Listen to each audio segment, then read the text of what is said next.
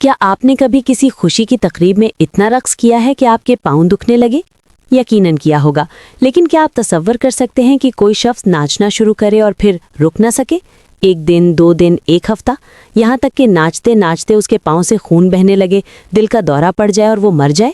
دوستو، یہ کوئی ہالی ووڈ کی ہارر فلم کا سین نہیں ہے، بلکہ تاریخ کا ایک ایسا سچا اور پراسرار واقعہ ہے جس نے آج تک سائنسدانوں اور تاریخ دانوں کو حیرت میں ڈالا ہوا ہے۔ جولائی 1518 میں فرانس کے شہر سٹراسبرگ میں ایک ایسی عجیب و غریب وبا پھیلی جس کا تعلق کسی وائرس یا بیکٹیریا سے نہیں بلکہ رقص سے تھا۔ آج کی اس ویڈیو میں ہم تاریخ کے سب سے پراسرار واقعے کے بارے میں جانیں گے جب لوگ ناچتے ناچتے موت کے منہ میں چلے گئے۔ اگر آپ چینل پر نئے ہیں تو سبسکرائب ضرور کریں تاکہ ایسی ہی پراسرار اور تاریخی کہانیاں آپ تک پہنچتی رہیں۔ فراؤ ٹروفیا کا پہلا قدم۔ یہ جولائی 1518 کا ایک گرم دن تھا۔ سٹراسبرگ کی تنگ اور کچی گلیوں میں معمول کے مطابق چہل بہل تھی۔ اچانک ایک خاتون جس کا نام فراؤ ٹروفیا تھا اپنے گھر سے باہر نکلی۔ اس نے گلی کے بیچوں بیچ کھڑے ہو کر ناچنا شروع کر دیا۔ وہاں کوئی میوزک نہیں تھا، کوئی ڈھول یا بانسری نہیں بج رہی تھی، لیکن فراؤ ٹروفیا ایسے ناچ رہی تھی جیسے کوئی اندیکھی دھن اس کے دماغ میں بج رہی ہو۔ لوگ حیرت سے رک کر اسے دیکھنے لگے۔ شروع میں کچھ لوگوں نے سوچا کہ شاید اس کا دماغی توازن خراب ہو گیا ہے یا وہ اپنے شوہر سے لڑ کر آئی ہے۔ دن ڈھل گیا، رات ہو گئی، لیکن فراؤ ٹروفیا کا رقص نہیں رکا۔ وہ تھک کر گرتی، چند گھنٹے سوتی اور پھر جاگ کر دوبارہ ناچنا شروع کر دیتی۔ جب اس کے پاؤں سوج گئے اور ان سے خون رسنے لگا تب بھی وہ نہ رکی۔ اس نے مسلسل 6 دن تک رقص کیا۔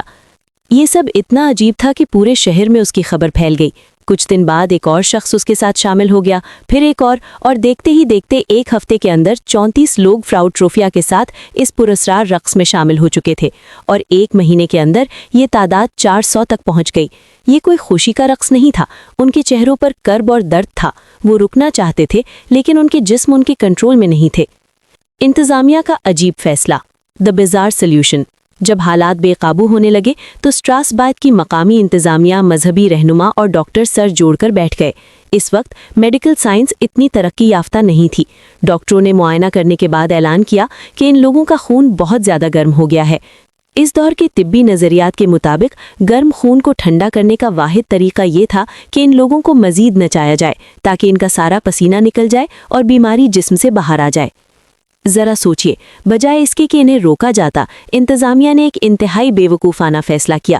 انہوں نے شہر کے چوک میں لکڑی کے بڑے سٹیج بنوا دیے۔ پیشہ ور موسیقاروں اور ڈھول بجانے والوں کو کرائے پر بلایا گیا تاکہ وہ دن رات میوزک بجائیں اور یہ بیمار لوگ زیادہ تیزی سے ناچ سکے۔ یہ فیصلہ ایک بہت بڑی تباہی ثابت ہوا۔ میوزک کی آواز سن کر شہر کے مزید لوگ جو پہلے صرف تماشائی تھے اس پراسرار ہپنوٹزم کا شکار ہو گئے اور وہ بھی سٹیج پر چڑھ کر ناچنے لگے۔ اگست کی شدید گرمی میں بغیر کھائے پیے مسلسل ناچنے کا نتیجہ انتہائی بھیانک نکلا۔ موت کا رقص اور تباہی۔ انسانی جسم ایک حد تک تھکاوٹ برداشت کر سکتا ہے۔ کچھ ہی دنوں میں ناچنے والے لوگ ایک ایک کر کے گرنے لگے۔ کسی کو دل کا دورہ پڑ رہا تھا تو کسی کی رگیں پھٹ رہی تھیں۔ کچھ لوگ گرمی اور پانی کی کمی کی وجہ سے جان دے رہے تھے۔ تاریخ دانوں کے مطابق اس وبا کے عروج کے دنوں میں روزانہ 15 سے 15 لوگ موت کے منہ میں جا رہے تھے۔ جب انتظامیہ نے دیکھا کہ ان کا میوزک تھیراپی کا آئیڈیا بری طرح فیل ہو گیا ہے تو انہوں نے فوراً میوزک بند کروا دیا۔ ناچنے والوں کو زبردستی گھوڑا گاڑیوں میں لاد کر شہر سے دور ایک پہاڑی پر موجود سینٹ وائٹس کے مزار پر لے جایا گیا۔ اس دور کے عیسائی عقیدے کے مطابق سینٹ وائٹس وہ بزرگ تھے جو ناچنے کی بیماری دے بھی سکتے تھے اور اس سے شفا بھی دے سکتے تھے۔ انہیں سرخ جوتے پہنائے گئے، ان کے پاؤں پر مقدس تیل لگایا گیا اور ان کے لیے دعائیں کی گئیں۔ ستمبر 1518 تک رفتہ رفتہ یہ وبا اسی طرح پرافرار طریقے سے ختم ہو گئی، لیکن تب تک سینکڑوں لوگ اپنی جانیں گنوا چکے تھے۔ سائنس اور تاریخ اس بارے میں کیا کہتی ہے؟ Theories and explanations. اب سب سے بڑا سوال یہ پیدا ہوتا ہے کہ آخر یہ تھا کیا؟ کیا ان پر کوئی بھوت پریت کا سایہ تھا یا یہ کوئی انوکھی بیماری تھی؟ جدید سائنسدان اور تاریخ دان آج بھی اس پر بحث کرتے ہیں۔ اس کی بنیادی طور پر 2 بڑی سائنسی وجوہات بیان کی جاتی ہیں۔ پہلی تھیوری، ارگوٹ پوائزننگ۔ अर्गोट एक किस्म की जहरीली फफूंदी है जो नमी वाले मौसम में गंदम और राई की फसलों पर लग जाती है।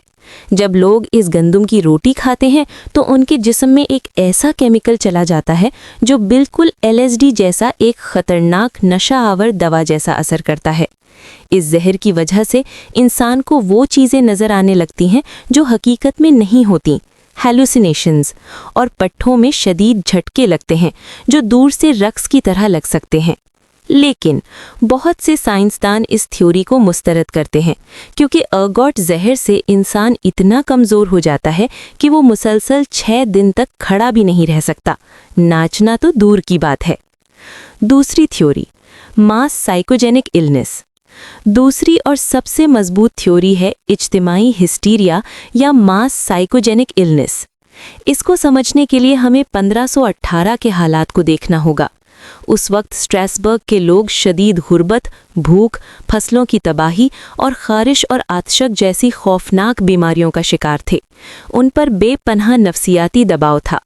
माहिरीन नफ्सियात के मुताबिक जब इंसान बहुत ज़्यादा ज़हनी दबाव और सदमे में होता है तो उसका दिमाग हकीकत से कट जाता है और इंसान एक ट्रांस की हालत में चला जाता है। चूँकि इन लोगों का अकीदा था कि सेंट वाइट्स उन्हें नाचने की सज़ा दे सकते हैं, इसलिए उनका लाशऊर उनसे वही करवा रहा था। एक शख्स को नाचता देखकर दूसरों के लाशऊर ने भी वैसा ही रिएक्ट किया। दोस्तों, वजह चाहे जहरीली रोटी हो या शदीद जहनी दबाव से पैदा होने वाला इज्तिमाई हिस्टीरिया, 1518 की नाचने वाली वबा हमें इंसानी दिमाग की ताकत और उसकी कमज़ोरी दोनों के बारे में एक खौफनाक सबक देती है। ये हमें बताती है कि जब मुआशरे में भूख, खौफ और नाउमीदी हद से बढ़ जाए तो इंसानी जहन ऐसे ऐसे रद्द-ए-अमल ज़ाहिर करता है जिन्हें समझना साइंस के लिए भी मुश्किल हो जाता है। ये वाक़या आज भी तारीख़ की किताबों में एक डरावने ख्वाब की तरह महफूज है जो हमें याद दिलाता है कि इंसानी दिमाग कितना पेचीदा है। आपका इस पुरअसरार वाक़े के बारे में क्या ख्याल है? क्या आपको लगता है कि ये कोई जहर था या इंसानी दिमाग का कोई ग्लिच? नीचे कमेंट्स में अपनी राय ज़रूर बताएं। अगर आपको ये वीडियो पसंद आई तो इसे लाइक करें, अपने दोस्तों के साथ शेयर करें और चैनल को सब्सक्राइब करना ना भूलें। अगली वीडियो तक के लिए अपना बहुत ख्याल रखिएगा। खुदा हाफिज़।